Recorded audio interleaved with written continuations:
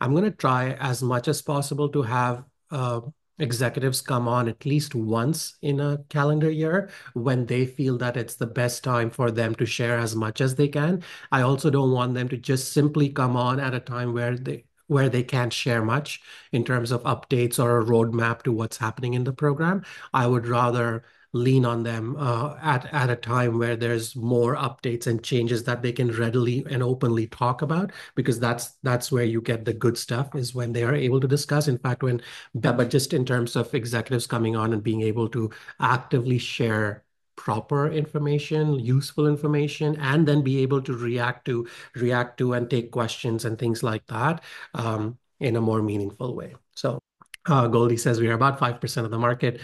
Nice to know we are the factor. I think, Goldie, what it is we may be the 5% of the market, but we are some of the loudest 5% of that market. So they do follow and see what we have to say. And if you want to see how much discussion we can garner, this group can garner, the points community particularly, just look at Flower Talk threads, look at Reddit, look at all of those things. And I realized Air Canada has become more and more active on Reddit threads as well, where their official representatives are participating directly in the Reddit/Air Canada thread quite a bit. So yeah. And where better to start? And I'll use that segue. So let's talk about WestJet changes coming up April 30th. This was a recent announcement, a good one.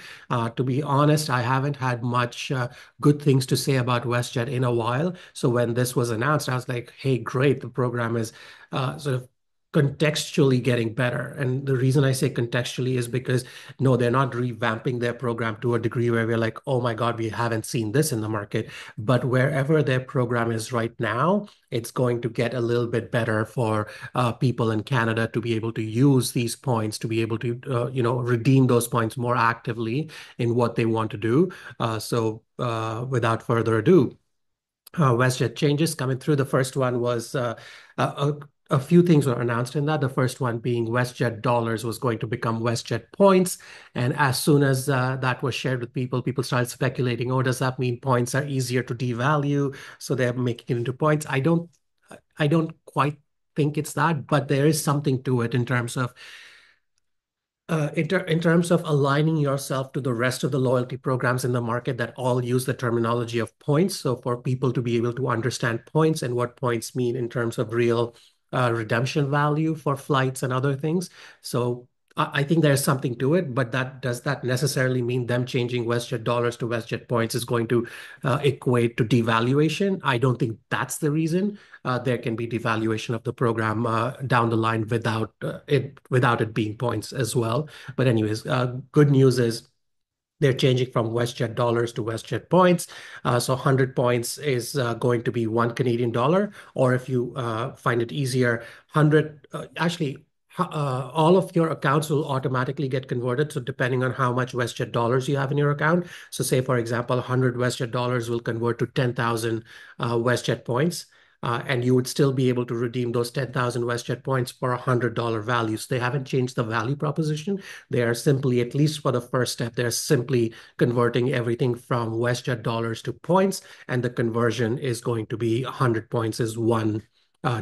So hence the 100 WestJet dollars is equal to 10,000 WestJet points, and so on. So yeah, value remains same, which was fantastic. And it gets a little bit better in terms of redeeming and value, because up until now, you could redeem your WestJet dollars only on the base fare, and then you had to pay for taxes and everything else out of pocket. They are changing that as of April 30th.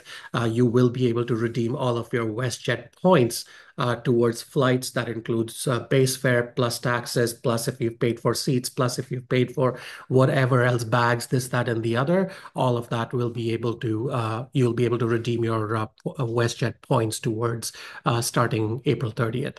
And not only that, for those that live in WestJet hubs, you will be able to use your co-brand credit cards for spend, and they have made status lifts within the RBC WestJet co-brand credit card a little bit better as well. That card used to allow you status lifts for every, what was it? I have it written down somewhere here. Yeah, for every, you would get, instead of getting 500 tier qualifying towards every $15,000. Now you'll get 2,000, sorry, 2,000, sorry, you'll get $200 dollars worth of tier qualifying towards your status for every 5,000. So that's become a little bit better as well. So if you were to spend, say, 15,000, instead of getting 500 tier qualifying dollars or points, you'll now get, how much would it be? 200 for 5,000. So 15. Am I doing the math correctly? Somebody correct my math, please. Um, how do I use, while you guys correct me on the math, how much? So if I spend 15, so 533, 600. So see, instead of 500, you'll get 600. That's the math I was thinking of. So it gets incrementally better there.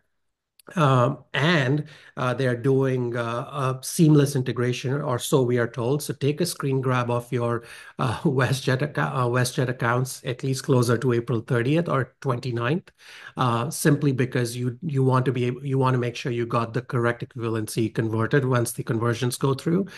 And all of the recently announced metrics, they'll catch you up from January to April. Everything will get recalculated according to the new metrics, and then it'll get posted into your WestJet accounts by May 2025, so that your status, which will count from January to December, will account for all of these changes, Jan to April, because sort of April 30th onwards, anyways, everything will be in the new structure of points and such. Grimsley says, how do I use WestJet dollars to book Condor? Call and ask. Never done WestJet dollars to Condor. To be honest, I've never done any partner airlines with WestJet dollars. Anybody know if you could use WestJet dollars to redeem for partner? Do you do that directly through WestJet, or do you have to call in?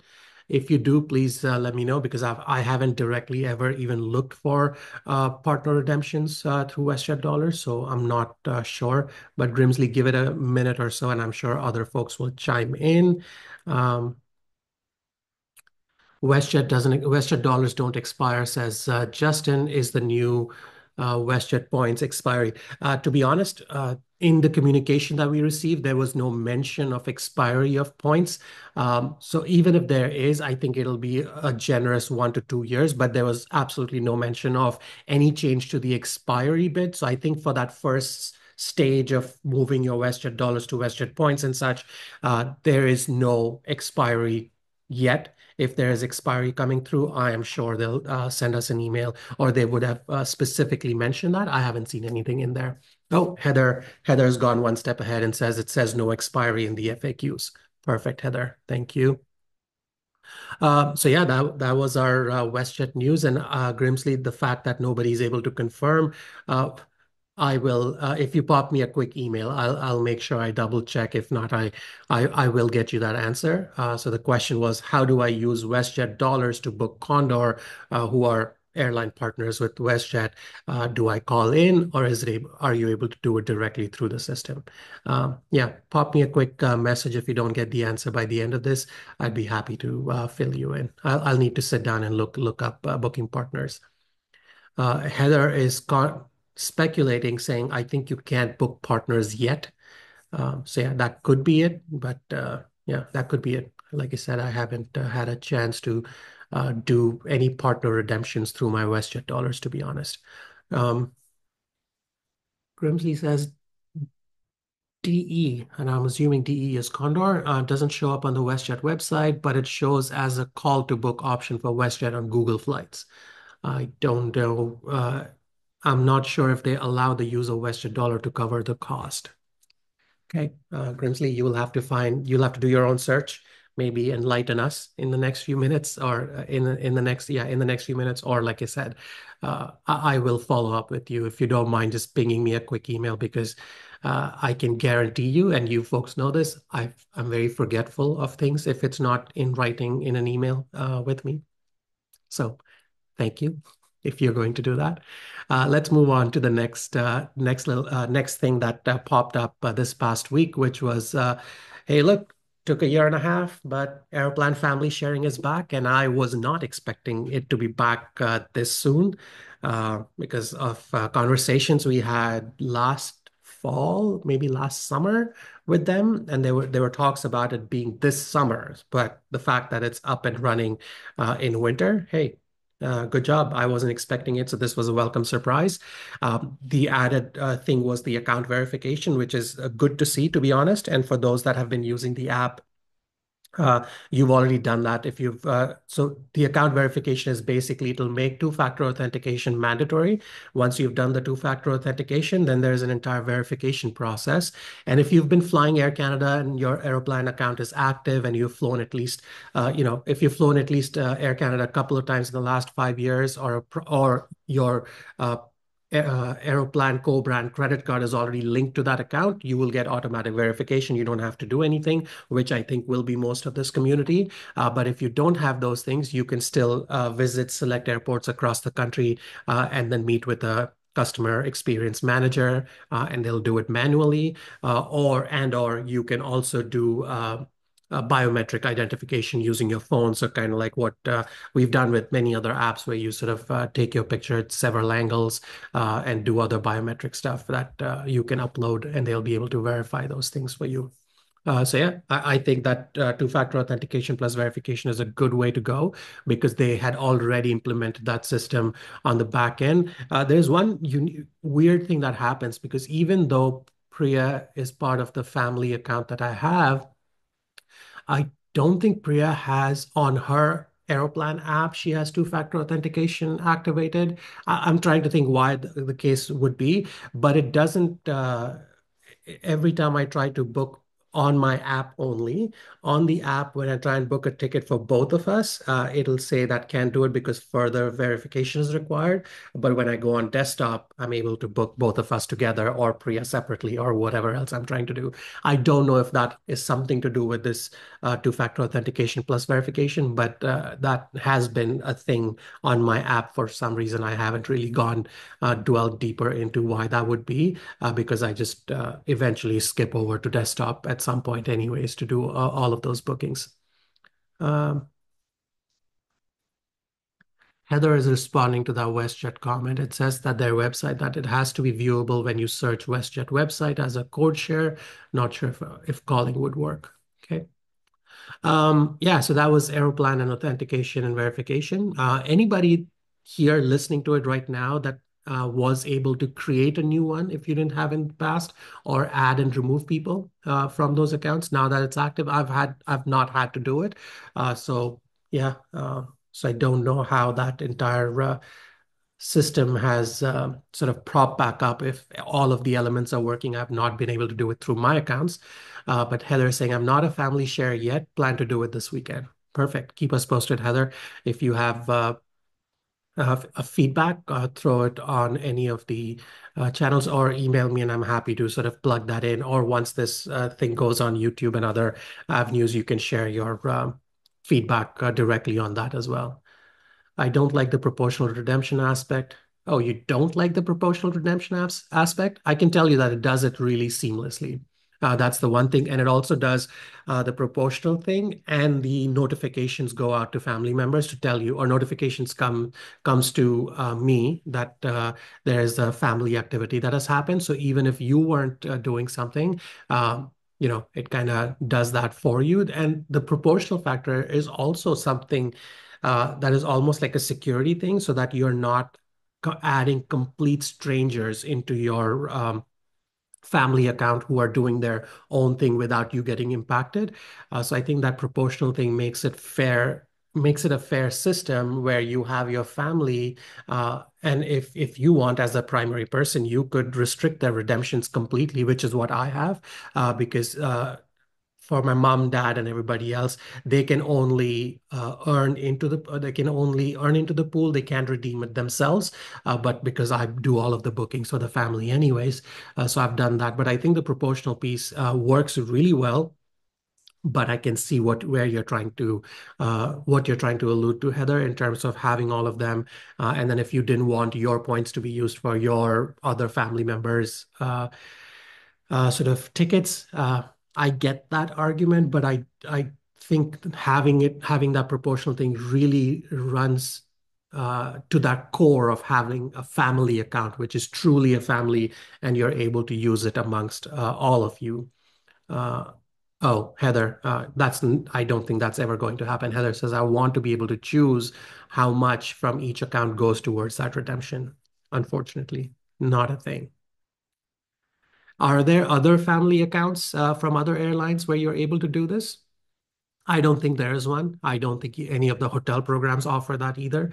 Um, so unless there's a robust example of why that system is so much better, I don't, yeah, I don't think that's going to ever happen. And imagine the kind of IT setup that would need to constantly allow people to choose and pick from each of those members, and then having the members sort of agree to that kind of arrangement while you're in the family setup. Yeah, that would make it super tricky, right? Continuing on to some other good news that came our way was Etihad A380 is finally coming to Toronto. It swaps out the A350, and this is going to happen sometime in June 24th, I think. So yeah, we Canada is getting Etihad A380 directly from between Toronto and Abu Dhabi as a daily flight, which is fantastic for all of you that have been wanting to redeem or experience the A380. Unlike some of us that missed their opportunity to fly first, if it's still been on your docket, it just gets closer to home, closer to Toronto, I suppose, because the only other gateway out of North America would be New York. So now New York, JFK and Toronto both have the 380 option, which is fantastic. And if you are looking for sort of a medium haul, Paris and London continue to have the 380 service in and out of Abu Dhabi, but that's more sort of what I like to call medium range medium haul redemption. Your long haul redemptions now have increased from just JFK to JFK and Toronto, which is fantastic. And clearly, this is they see some competitive advantage in giving Emirates a run for its money out of the Toronto hub, because Emirates has been running A380s out of Toronto for a while now. So the A380 competition between the two major Middle East carriers has come home, and it's fantastic for the consumers. And SASH, of course, SASH is celebrating that. By the way, if you haven't read SASH's covert post, or as I'm calling it, a covert post about the dark side of first class, please do. Entertaining read. Sash wants to tell us that it's kind of satirical, but I want to think that this was his Hail Mary attempt at making sure that others uh, sort of go away from searching first class cabins. So that gives him more chance to lock in his first class experiences. Wink, wink. I'm just joking, of course, but yeah, good read regardless. And Sash, I meant to message you this morning. The post is doing really well in terms of numbers and readership as well. So good times. Uh, Justin says, I like to fly first because I collect the PJs. Hey, to each their own. Some do it for champagne, some do it for PJs, some do it for caviar service, whatever quote unquote floats your boat. Uh, you do you. And that's fantastic for you, Justin, that if you have a good PJ collection, to be honest. My PJ collection, I think I still have a couple from Emirates that are unused, but I've pretty much used up all of my other. I basically wear them. Remember when I would constantly wear what was it? Qatar's? Yeah, Qatar's. I've worn Qatar's shirt to a few of these streams because it was nice and comfy. So yeah, I like the PJ sets too, but I don't know if that would be my only reason to go first class. To be honest, when I was reading that post, I was thinking to myself and kind of resonated with this entire idea of, yeah, it is a bit tiring to constantly look for availability, but yeah, not. I think the one piece of that write up that I fully agree with is the value proposition, right? So a lot of the programs, and we'll talk a little bit more in terms of redemptions and dynamic and this, that, and the other. First class is expensive to redeem your points for, and proportionally, if you start looking at what some of these newer business class are offering, both in terms of amenities and experiences, it's getting closer and closer to what first class would have been maybe 10 years ago, or even 10 years ago or even more recently. So until and unless we see the new advent of these first class cabins like Lufthansa, Swiss, or Air France that is, yet to sort of refurb and do their thing in first class.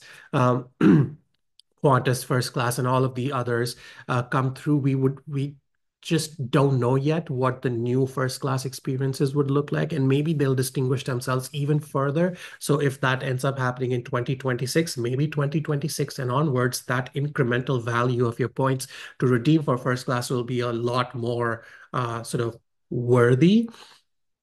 Right now, most of the first class cabins that are out there are at least a decade, if not older, and the business class cabins have been revamped first. So the newer business class cabins compare a lot better with the older first class cabins, if that makes sense.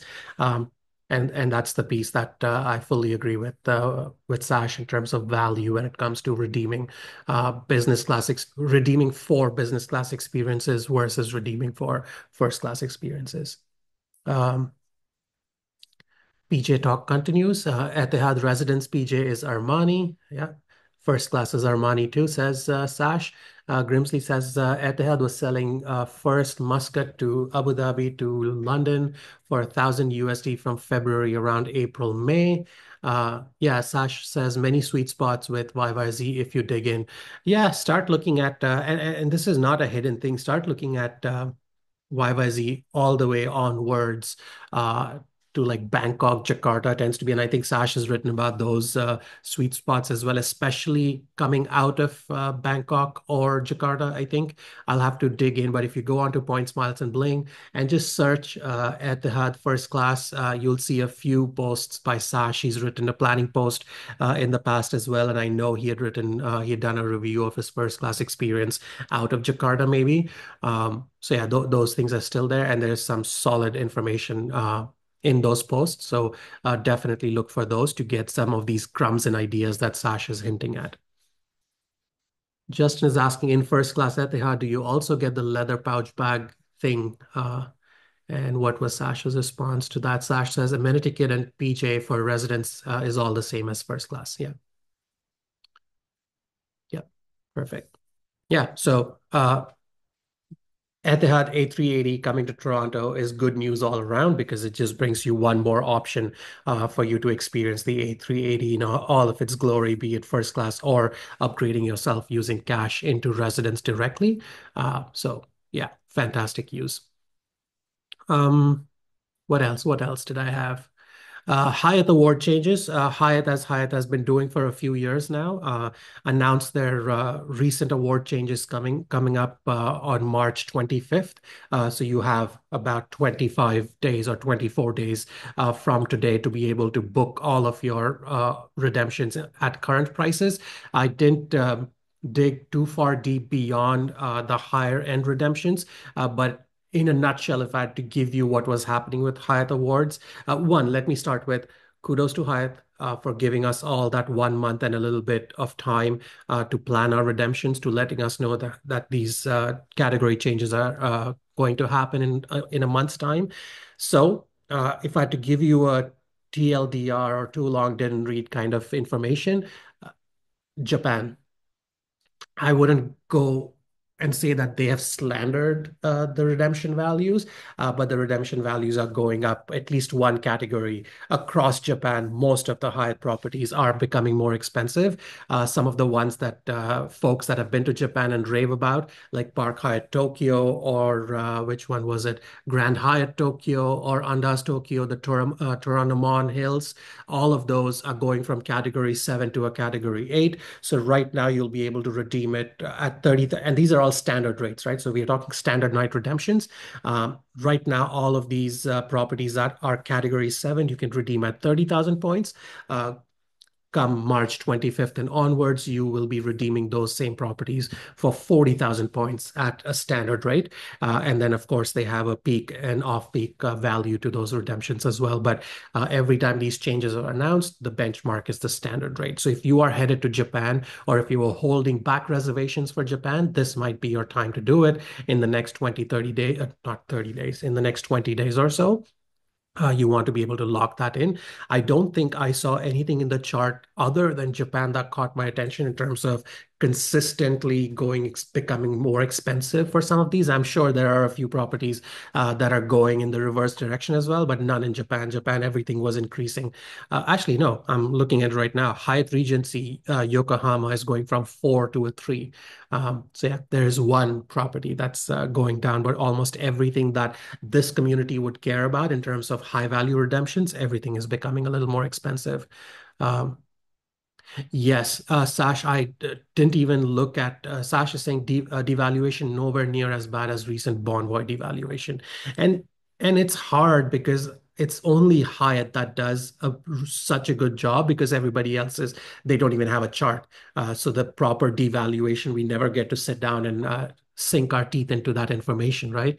But Park Hyatt, CGK, what is CGK again? Remind me is going down with a fantastic property. Is going down, which is Jakarta, is a fantastic property. Huh. I've never stayed at the Park Hyatt, the Jakarta. I did notice that one of the Category 1 or Category 2 Park Hyatts in India are going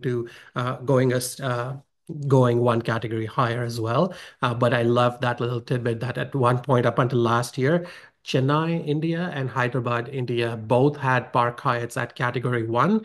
One of them, I think it was Chennai, that went from 1 to 2 a couple of last year or slightly before that, and I think they're going from 2 to 3 now more recently.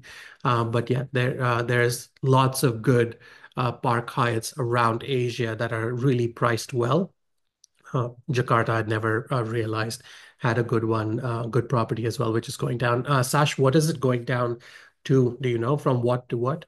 From which category to which category? Seven. I mean, was it even a seven? If it was Jakarta, let me guess, it was no more than five to begin with. If it's going for, I would say it's going from 6 to 5. That would be my pure guess. Um, Less, I don't recall. Okay, so it's lesser. Again, these are good things because the award redemptions you like 15,000 per night. Yeah, so it was really one of those lower end redemptions that are becoming even cheaper. And is still a good property, which both of the Park Hyatts that I mentioned from India were really good properties. So yeah, Goldie says we'll be going to Chennai in October, booked since last year. Nice. Well done, Goldie. Nice. Let us know how that hotel experience is because when did I go? Pre-COVID, sometime between 16 and 18, I think, that I did go to that Chennai. It was amazing. Particularly remember food being fantastic in Park Hyatt, Hyderabad. I've never stayed at the Park Hyatt in Hyderabad, but we would go there consistently when I went for work for meals because the food was just that good.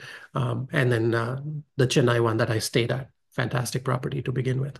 I like the Hyderabad property aesthetics a lot better than the one in Chennai, but I'm sure equally good both ends.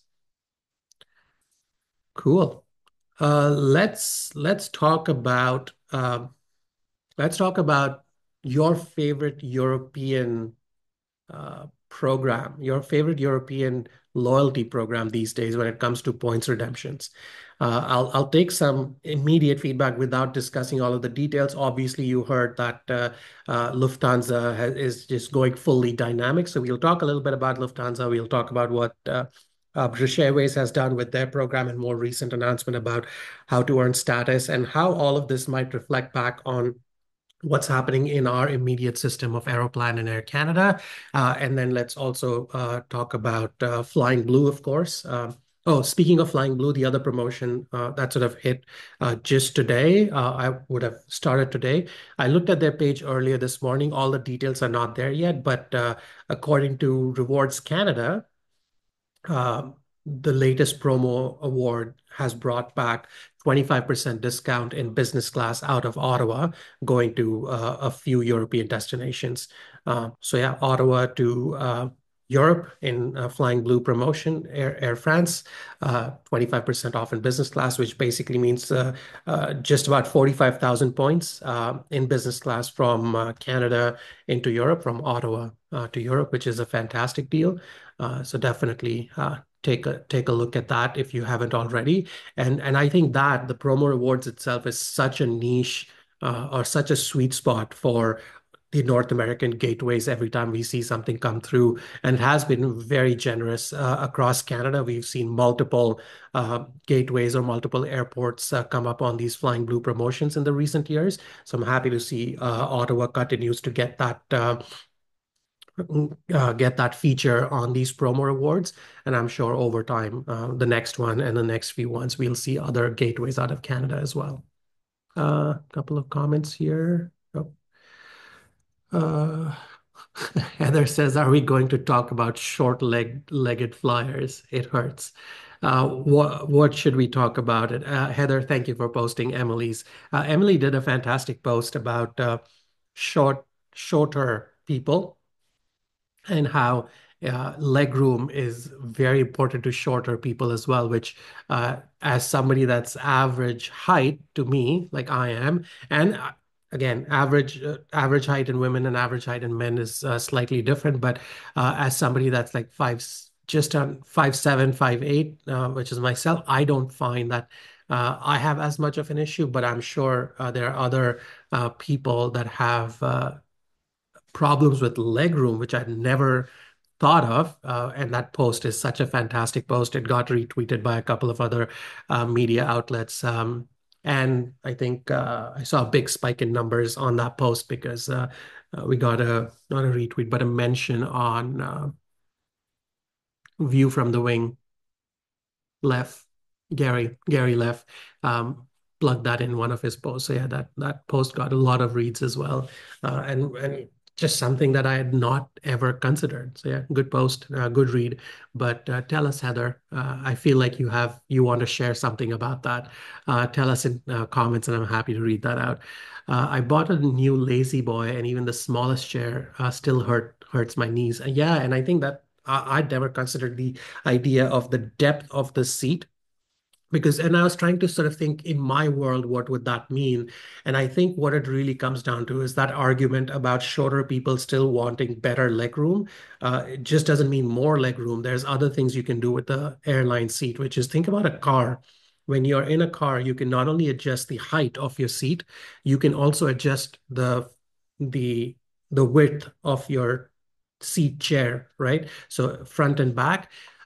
Basically, if your seats are deep enough, which I think the standard airline seat is deeper for shorter people. So what happens is when they push themselves completely against the seat back, their legs don't fully sit on the floor. And also maybe the knees are coming up, which is what Heather's talking about. Knees are slightly coming up over onto the seat itself, which makes it very uncomfortable. Yeah, foot hammocks, says Heather. And I learned about this foot hammock business from another person that put a comment in that post by Emily. And they mentioned foot hammock as well. So Heather is saying foot hammocks, big inflatable pillows to put feet on. Yeah. It's the seat depth issue and height of the seat. Yeah, exactly. Physiotherapists call it movie leg. What's a movie leg? Why is it being called movie leg? Yeah, Heather is saying the lower leg has to dangle, causes issues. Yeah, anytime your legs are not fully on the floor, I can see how that can be uncomfortable. So yeah, agree. Oh, Donna is chiming in. Donna says, I have to use my knapsack as foot ottoman when in premium economy seats, as otherwise feet don't really reach the floor. Yeah, see? And who would have thought? And it's such, again, one of those things that I'm not saying this is exactly what's happening, but I'm wondering if these seats have always been, the standard seats have always been measured and built for a regular man, a regular sized man. Like, you know what I mean?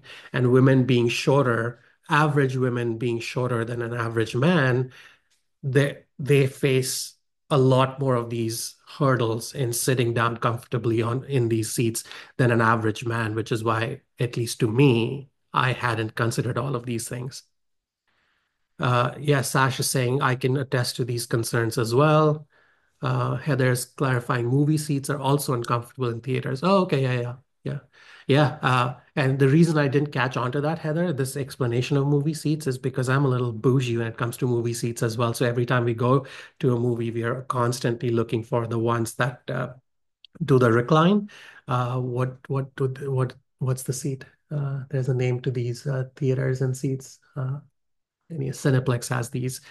Uh, Anyways, uh, what else are we saying? Yes, always an issue. Life is designed around 6 feet tall, 185. And I don't think life is designed around 6 feet tall. I think life might be a lot of the life, I think, has been designed around me, the average man, which is 5'7" to 5'8" onwards. And the average women tends to be slightly shorter than that. Hence, all of these issues that go unnoticed or unspoken. VIP, yes, Anthony, thank you. The VIP seats is that's the only thing I do these days where I can order some food, put on recline, and just chill and watch, so I don't have to worry about you know leg room when I'm watching movies. Donna says, I have a similar issue when trying new cars. Armrests are never in the right place once seat is moved forward. Yeah, yeah, I can totally see that, Donna. And again, I think it really comes back to this entire business being designed and being catered to the average man. And mirrors, says Heather to that comment. Huh? Who knew? Who knew there was so much to be discussed and thought? I mean, such thought-provoking conversation, to be honest, to be able to understand what others have to go through. Heather says seat pan depth is the main issue there. The bend is the wrong spot. Yeah, yeah, totally. That seat pan issue, I visualized it just as I was reading Emily's post. I was like, oh my God, that's so true. Anthony says Cineplex reclined seats in the VIP room. Uh, Heather is responding, says standard where I live. Yeah, I think there must be VIP theaters somewhere in Victoria, Heather. I refuse to believe Victoria does not have a Cineplex VIP theater somewhere. Um, Heather says you talked about female issues in travel once, and a lot of it focused on safety. So should have mentioned ergonomics. Recliners are standard. Oh, yeah, should have mentioned ergonomics. Yeah, yeah, and again, this is great perspective, and which is why I always like to have uh, a good mix of guests that can tell us what's happening or what some of these issues are. And I'm glad this was sort of written about. Uh, yeah, it turns out it's real. Not that I'd never thought it would be real, but it's just to me in my world, I'd never given that a thought. Just another blind spot from a perspective of a man going about his business. Right. Where did we? Let's go back to this conversation we were having about your favorite European program for using points. Sash gave us a data point. Sash says so Sash is talking about Flying Blue because we were talking about Flying Blue promotion and whatnot. So Sash says, without going into too much details, the business pricing on Flying Blue has skyrocketed due to the failure of continuous pricing model that is dynamic rather than seeing the price from 50,000 to 80,000 on many dates. Pricing is now well over 100K, which we have never seen before. I'll send an email with more context. Also, we are seeing different pricing on the app versus the desktop. Yeah, the app versus desktop, somebody else mentioned that recently, and I noticed that as well. Um, Grimsley says Ben was touting how continuous pricing would reduce extreme fluctuations and have more incremental increases and drops. It is not working right now. Yep, and I think that's the common denominator across all programs that are dynamic, which is most of them now. Sorry. So yeah, with dynamic pricing, that these issues will continue to happen, and more programs go that way. We'll see that swing happening, and often the programs that themselves are going dynamic will constantly point towards that swing. That hey, look, yes, some awards are going to be crazy expensive, but there'll be quite a few, they'll say, that are going to be lower than the standard rates as well. And as we've all seen with Aeroplan and others, when they went dynamic, there those awards that go lower than standard are few and far between. Uh, right. So there's some conversation around what Ben was trying to say, and that wasn't happening. Let's see. Uh, Yeah, there's comments on just that it's the pricing are showing higher on desktop rather than the app itself.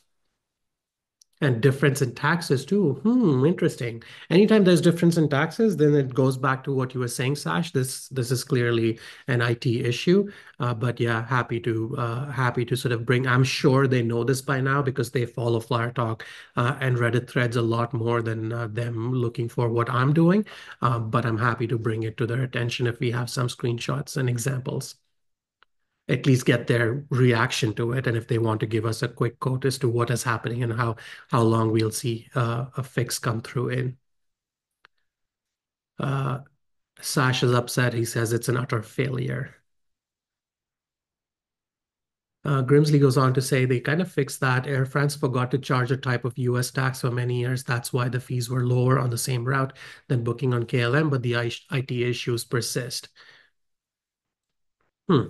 Okay, so those are great sort of that's a good conversation around flying blue, the pros and cons kind of thing. So let's talk quickly about what has happened to Lufthansa. I'm calling it Lufthansa going full Delta on their members. Lufthansa has gone dynamic, basically, completely dynamic. So they've given up on the fixed charts that they have. Or actually, they will be giving up. I should correct myself.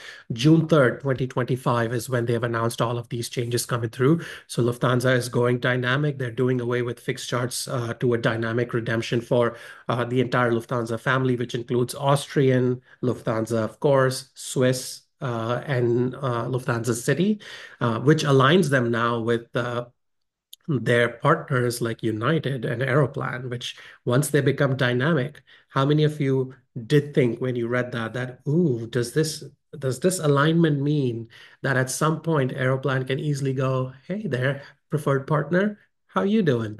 Let's go preferred so we can share more of our inventory with others at a dynamic pricing. They clearly got United on board with that.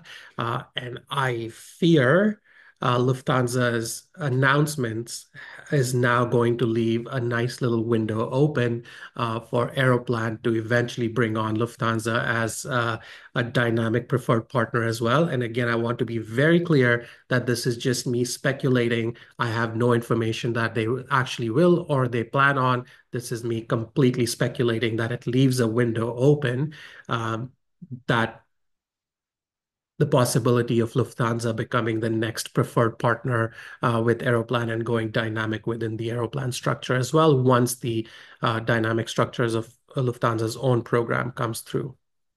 Uh, so that was happening, and more importantly, I thought one of the things Miles and More, Lufthansa's program is doing is they're doing away with their equivalent of the promo rewards, the monthly promo rewards that they would bring on. Much like Flying Blue, they would always be redemptions that were 25%, 30% cheaper when you were booking reward tickets out of certain gateways in North America or certain gateways in Europe onwards. So they would do this as a global promotion, much like Flying Blue was popular amongst Miles and More members, and now they have flat out come out and confirmed that they are not going to be doing that anymore. So not only are they going dynamic, uh, these promotions are out the window too, which just makes me feel sad. Is because yeah, even if you had access as a Canadian to these Miles and More promotion, miles, Lufthansa miles or Miles and More miles, that it's not going to go very far beyond June. And again, if you ask somebody in Lufthansa, they'll obviously try and point out that that also means that there'll be some awards that become cheaper. Yeah, sure. I'm not holding my breath on that. So yeah, that was Lufthansa. So now Lufthansa is starting June. Lufthansa will be June 3rd. They'll be aligned with what United and Air Canada are doing within their own programs as well. And we all know what happened to sort of some switching gears here. So that was one big European program, and we have seen a proper devaluation come through or being announced. Um, and now go back to say a December or January when British Airways went fully Delta on their members and changed how you earn status and things like that by going fully revenue based, which in the equivalency of the Air Canada world or the Canadian world would basically mean just requiring SQDs or certain amount of spend on your tickets will earn you tier status. And then that's what they'd be using for their status qualification. Doesn't impact as much to us, but as a European program, that was a big sort of turnaround in them. Not only their charts going more expensive, but now they wanted a lot more spend on their own metal for folks to earn status within the program. And flying partner One World flights didn't is not going to be earning a whole bunch of these tier points to qualify towards status. So of course, the idea for British Airways to its membership is the use spend on us, spend on our metal, and use our co-brand cards as much as you can to get these tier points towards status, which kind of is what Aeroplan has done with the reserve card and whatnot, with throughout their portfolio of credit cards. That if you spend, you get some tier rewards towards status, and that has worked really well for this community because if you put enough of your spend in those cards, you're still able to maintain status and whatnot. I think it's a more jarring effect when it came through. Aeroplan was able to do it at the time they had refreshed the entire program, but this one was the British Airways announcement really took everybody by surprise, including their membership, where they were not only going revenue based, but they had increased that tier requirement so much that they had to walk back as well, which is what Delta did, by the way, when they had increased their requirements for status or spend requirements for status. So yeah, they went full Delta, including that bit of walk back, the partial walk back on their changes. Um, but yeah, so another program that people weren't happy with in the European context. And then we have discussed Flying Blue and what Flying Blue has been doing. But I think one of the when you compare these three programs, and the reason I picked these three programs that they are the biggest programs in Europe when it comes to loyalty programs, memberships, points that they have around in the market, and what people are trying to do with these points. That's the reason I picked out these three. I think where, from a Canadian perspective, if you were to sit back and evaluate which European program brings you best value, I think it continues to be Flying Blue, in my opinion, simply because we have easier access to Flying Blue miles through the co-brand credit card that we have here. Even if you didn't have that card, American Express, the Canadian American Express membership rewards will still transfer over, albeit not at 1 to 1, 1 to 0.7, 0.75. But that still allows you to have access to those points as and when you need them, and be able to use those points towards these redemptions, including these promo rewards that come through every now and then, which have been consistent. Let's do this. How many baskets do you all have points? Heather is asking how many baskets, as in how many programs.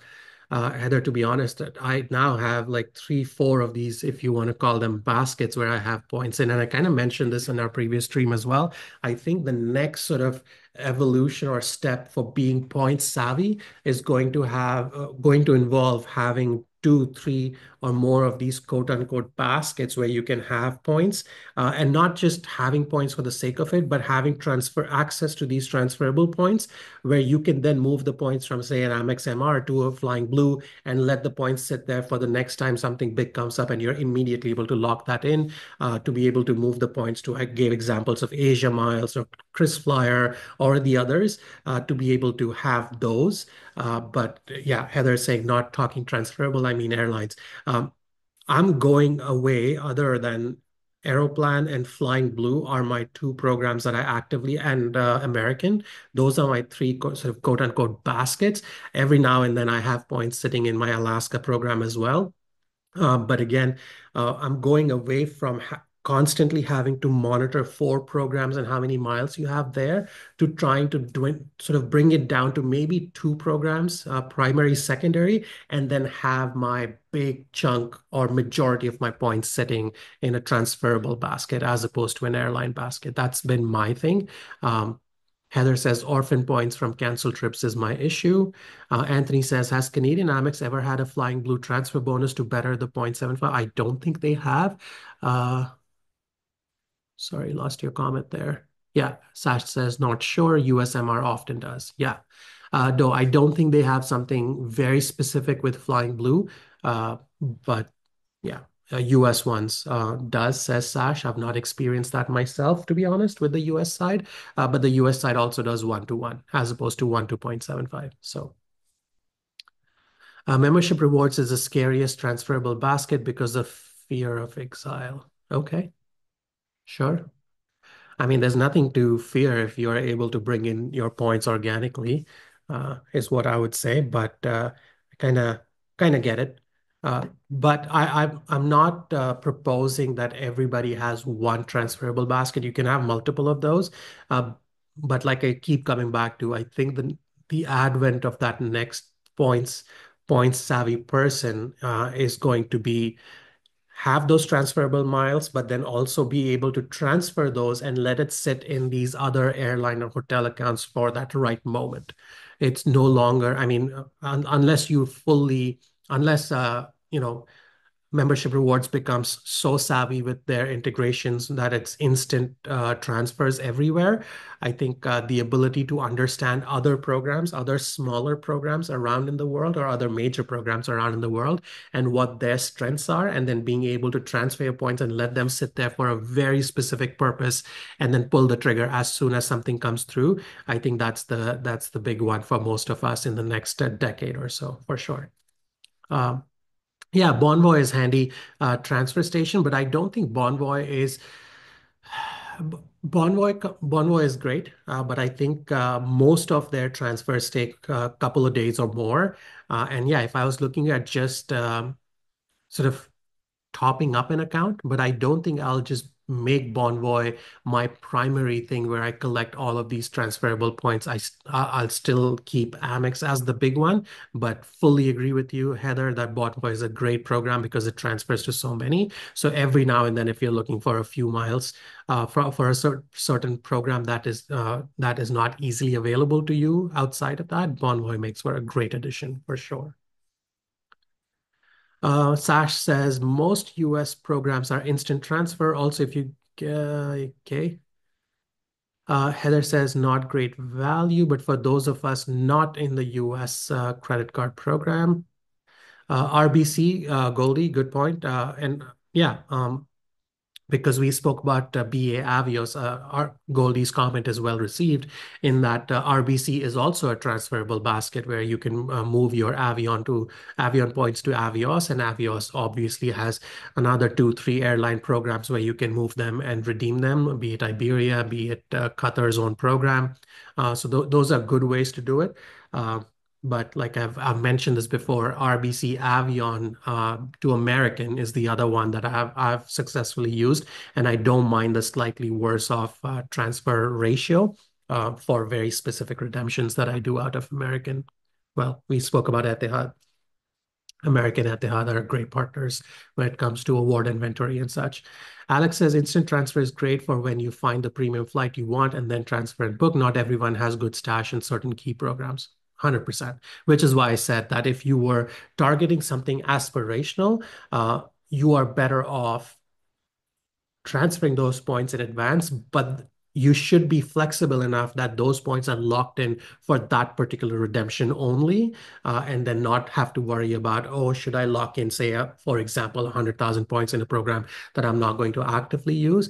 If that's the case, then the issue is that actively use part, not the transfer part as much, because you should have very specific understanding of what you're trying to do before you transfer your program, transfer programs for that particular currency. But once it's there and is sitting there, you have to be savvy enough to have notifications from these award programs and whatnot, so that as soon as something comes up, you're able to book. Because as more and more programs are becoming a little more, for lack of better term, insular in the sense that they are expecting members to, they are giving access to the premium awards only to their members, or sometimes prioritizing only to their members for a long window before they open it up for others.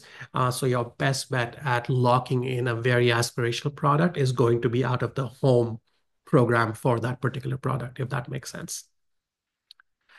Yeah. So when you consider all of the things that we've just spoken about and the robust conversation folks are having in the comment section, which do you think, wherever you are, wherever your situation is right now, which is your favorite European points program that you engage with? Can I get a quick Justin says Alaska. Good, Justin. Okay. Alaska is your favorite European program. Are you making a political statement? Do you want Alaska to leave US and join and become Europe's 51st state? Just kidding. Uh, Raul says Virgin. Yeah, Virgin is a good one for sure. But didn't Virgin go through a recent devaluation? I haven't used Virgin actively, but I think there was a recent evaluation to Virgin award charts, but maybe it's still worth it and people are still able to redeem decent value out of it is out of it. And as I say that, Grimsley is like, yes, Virgin is both terrible and great. The taxes are dynamic. Sash says, yes, they did, but they're continuously proper. What? What? But they're continuously proper pricing. Oh, but their pricing is done proper continue. Okay, continuous pricing. The dynamic pricing is a lot better. I think that's where Sash is still wanting to tell us that he's angry at Air France. I think. Iyad says Virgin is dynamic for Virgin Metal, but has some insane flight deals, especially in premium economy and business. Partners are fixed. Fantastic. Yeah, great point.